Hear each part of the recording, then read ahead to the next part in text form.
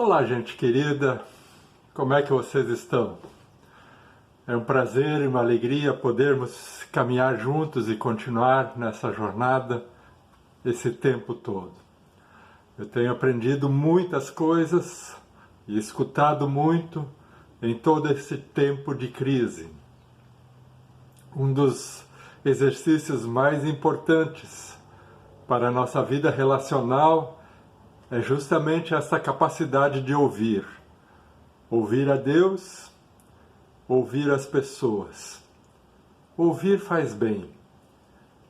Ouvir é um exercício de liberdade. A pessoa que não é livre não tem uma boa capacidade de ouvir. Ela sempre quer falar, impor suas ideias, seus pensamentos, e tem muita dificuldade de receber críticas ou de admitir a diversidade do pensamento. Sempre tem razão. Em tempos atuais, tais pessoas bloqueiam, eliminam e desprezam os que veem o mundo de um outro prisma, de um modo diferente, a partir de outros paradigmas que não são os seus. Na diversidade, é claro, surgem mais conflitos, ideias por vezes opostas, mas quando o desejo de todos é a construção, quando o alvo é alcançarmos o melhor para todos, então podemos pegar o melhor de cada lado e fazermos da vida um bem maior. Quando cada pessoa pensa apenas em si mesma, na defesa dos seus ideais, seus direitos, privilégios, as coisas muitas vezes complicam. Se olhamos apenas para o nosso próprio umbigo e não somos capazes de abrir mão de nada, os conflitos muitas vezes se estabelecem e se tornam insolúveis. Seja isso entre amigos, famílias e grupos, ou mesmo em empresas, negócios e na sociedade em geral, até mesmo nas igrejas e comunidades. Quando o ouvir se torna apenas ruído, quando perdemos completamente a capacidade de fazê-lo, ficamos surdos. Nada mais entra pelos nossos ouvidos. Quando duas pessoas ou grupos se tornam surdas ou surdos, incapazes de ouvir um ao outro, às vezes as coisas terminam até nos tribunais. Tribunais são instituídos para serem imparciais, por princípio, ouvirem muito bem ambos os lados e aplicarem o que for correto e justo de acordo com as leis. A neutralidade e a imparcialidade, quando chega neste ponto, são fundamentais. Se não for possível confiar nisso, não haverá segurança para uma sociedade sobreviver. De nada adianta ela ter regras e leis para tudo e que todos devem observar, se quando elas forem aplicadas, são usadas duas medidas, dois pesos. São aplicadas de acordo com a cara do freguês. Como se diz nessa hora, para os amigos ficam os favores, aos inimigos as penas da lei. Se não houver confiança absoluta na neutralidade, na imparcialidade, até retratada na venda colocada nos olhos da deusa da justiça, ela não funcionará.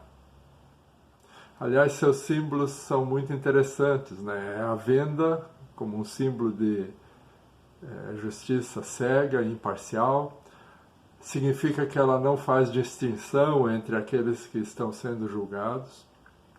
A balança na outra mão indica o equilíbrio e a ponderação na hora de pesar lado a lado os argumentos contra e a favor dos acusados.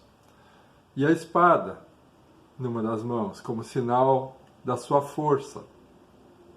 A espada é a arma que implica que a justiça não pede aos que estão brigando que aceitem a sua decisão, ela impõe essa decisão.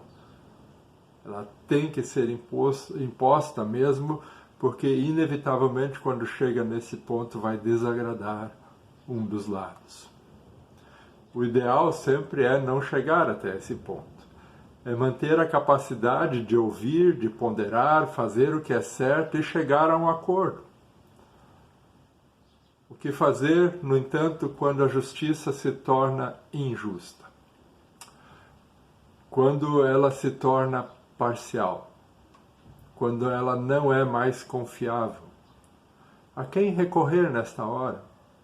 Se para ela foi concedido o poder de ter a última palavra.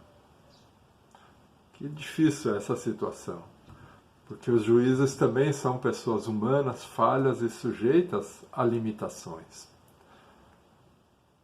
Você por acaso sabe como alguém chega a ser um juiz? Qual o caminho, processo a ser seguido? Afinal, quem tem tamanho poder sobre a vida das pessoas precisa ser íntegro, totalmente reto, de conduta ilibada, respeitável. Não pode ser alguém desonesto, alguém corrupto, imparcial, capaz de vender sentenças, de fazer conchavos e interpretar a lei ao seu bel prazer ou de acordo com as suas preferências pessoais. Quando isto acontece, todo o respeito às leis e todo o extrato social sofre e é abalado. É a mesma coisa de um religioso que rouba ou abusa dos seus fiéis, ou um policial que se alia aos bandidos. Não dá para aceitar, e as penalidades, nesse caso, deveriam ser sempre muito severas. Mas o que vemos, por exemplo, no caso do judiciário, é que a pena aplicada, muitas vezes, é a aposentadoria compulsória com salário integral. Aí não dá, né? Falo disso neste início de semana, meditando no Salmo de número 82, que os convido para ouvirem comigo. O faço a partir da versão da Bíblia chamada A Mensagem. Diz ela: Deus convoca os juízes para o seu tribunal e põe todos no banco dos réus. Basta, diz ele. Vocês corromperam a justiça por muito tempo. Permitiram que os ímpios saíssem ilesos de assassinatos. Vocês estão aqui para defender os indefesos, para assegurar que os prejudicados tenham uma oportunidade de justiça. O trabalho de vocês é proteger os fracos e perseguir os que os exploram. Juízes ignorantes que nada enxergam. Vocês não têm ideia do que está acontecendo? E agora tudo está desmoronando. E as coisas estão saindo do controle. Dei a cada um de vocês, juízes, a incumbência de representar o Deus Altíssimo. Mas vocês traíram a minha confiança. E agora foram exonerados do seu posto. Palavras do Salmo 82. Veja que palavra interessante, de grande atualidade para nós. Creio que precisamos orar por juízes justos e imparciais, que não percam a capacidade de ouvir e fazer o que é certo, que se lembrem do seu papel, que não se achem deuses, apesar deste papel por demais importante que lhes é conferido por toda a sociedade, e que se submetam a Deus, para que este não os convoque para o seu tribunal e os faça sentar no banco dos réus. Neste caso, o buraco é mais embaixo, como se diz popularmente. Que também cada um de nós não nos tornemos surdos. Pelo contrário, que possamos manter e desenvolver a capacidade de ouvir, aceitar, compreender, ceder e buscar a paz e o crescimento de todos. Que Deus nos ajude. Um forte abraço e até amanhã.